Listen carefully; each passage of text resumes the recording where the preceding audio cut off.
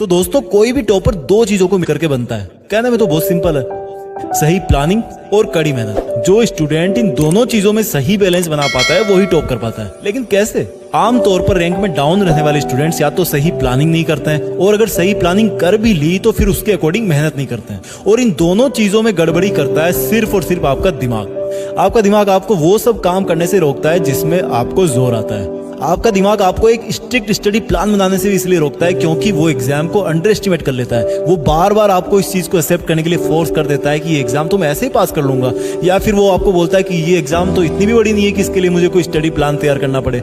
इसलिए आप बिना किसी स्टडी प्लान के, बिना सिलेबस को ध्यान से देखे ऐसे ही कोई सी भी बुक उठा करके पढ़ने लग जाते हो। इस तरह से अगर आप बिना प्लानिंग करे दिन में 20 घंटे भी पढ़ लोगे ना, तो हो सकता है कि आप पास ही ना हो। यानी कि आपको पता ही नहीं होता है कि पढ़ना क्या है, और आप ऐसे ही अपनी एनर्जी, अपना टाइम वेस्ट कर देते हो और रिजल्ट भी बेकार आता है। अब लेते हैं दूसरा केस। दूसरा केस ये कि आपने एकदम खतरनाक वाली प्लानिंग कर ली है कि एग्जाम में क्या क्या आएगा, आपको कौन सा सब्जेक्ट कितने दिन पढ़ना है और कितने दिन में आपको सिलेबस पूरा करना है।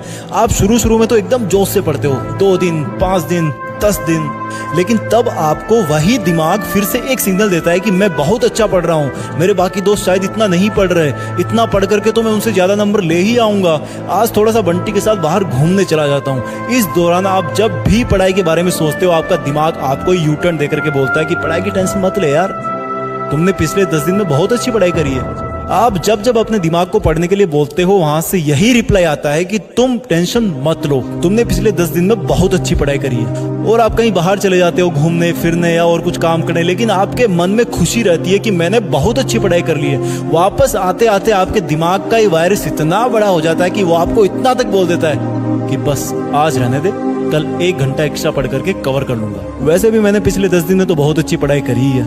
इस तरह से दिमाग का ये पढ़ाई को टालने वाला वायरस बड़े से बड़ा होता जाता है और हम उसके गुलाम बनते जाते हैं, और थोड़े ही दिन में वो जो टाइम टेबल होता है वो किसी कॉपी या किताब के पन्नों में खो जाता है।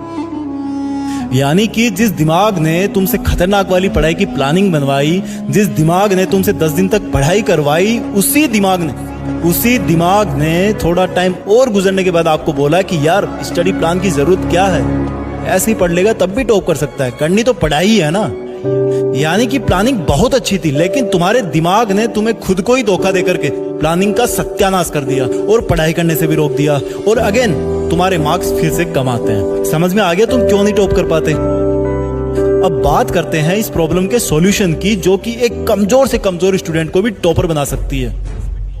सबसे पहला स्टेप तो यही आता है कि आपको सिलेबस को बचे हुए टाइम के अकॉर्डिंग सही तरीके से प्लानिंग करनी है, जो एग्जाम टू एग्जाम वेरी करती है। इसके लिए आप अपने सब्जेक्ट के टीचर या फिर किसी गाइड की मदद ले सकते हो, क्योंकि आप कौन सी एग्जाम की तैयारी कर रहे हो, उसमें कितना सिलेबस कितने दिन में आपको कवर करना है, इसको बिना जाने मेरा आपको टाइम टेबल बना करके देना उचित नहीं होगा। बस प्लान बनाते टाइम इतना याद रखना कि अगर एक बार प्लान बन गया ना, तो उसके बाद में आपको आगे आने वाले दिनों में सिर्फ उसी के अकॉर्डिंग पढ़ाई करनी होगी। इसलिए सोच समझकर एक चालाक और समझदार प्लान बनाना होगा। दूसरी बात आती है मेहनत की।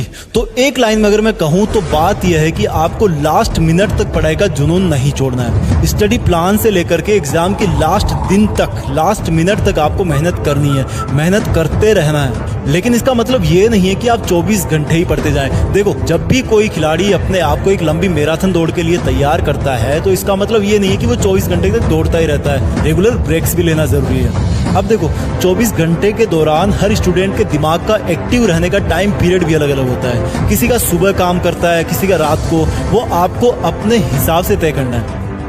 इसके बाद सबसे मेन बात आती है कि कंसंट्रेशन कैसे रखें पढ़ते टाइम। दोस्तों, जब आप पढ़ाई करते हो तब आपके दिमाग को एक जगह पर कस करके पकड़ना बहुत मुश्किल होता है, और दिमाग को दूर भगाने का काम करते हैं आपके आसपास के डिस्ट्रैक्शंस, यानी कि आपको डिस्टर्ब करने वाली चीजें। जहां पर आप बैठ करके पढ़ते हो वहां पर ऐसी कोई चीज नहीं होनी चाहिए जिसको देख करके आपका मन पढ़ाई से हट जाए। और इसमें सबसे मेन रोल निभाता है आपका स्मार्टफोन। इसको तो दूर ही रखना पढ़ाई करते टाइम। मोबाइल की लत से कैसे छुटकारा पाना, इसका वीडियो में फिर कभी आपको बना दूंगा मेरे जीत फिक्स चैनल पर, तो आप इसके लिए सब्सक्राइब कर लेना।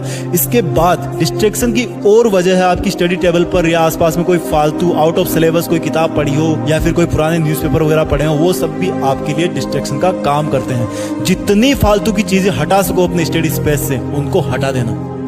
उसके बाद में बात आती है पढ़ाई और रिवीजन कैसे करें। देखो, इसका एक तरीका मैं आपको बता देता हूँ, आप अपने हिसाब से निकाल सकते हो। आपको 2 हाइलाइटर या फिर मार्कर इस्तेमाल करने हैं, दोनों अलग अलग कलर के होने चाहिए। एक हाइलाइटर से उन पेज को या उन लाइंस को आप मार्क करो जिनको आप हार्ड समझते हो। दूसरे मार्कर से आप उन पेजेस को या लाइंस को मार्क करो जो एग्जाम के पॉइंट ऑफ व्यू से इंपॉर्टेंट है। इसके लिए आप पुराने एग्जाम पेपर्स की मदद भी ले सकते हो। इस तरह से अलग अलग कलर के पेन से बुक में मार्किंग करने पर आपको रिवीजन और एग्जाम के लास्ट मोमेंट में ये पता चल जाएगा कि आपको क्या नहीं आता और क्या इंपॉर्टेंट है। इससे आपका बहुत सारा कीमती टाइम बचेगा।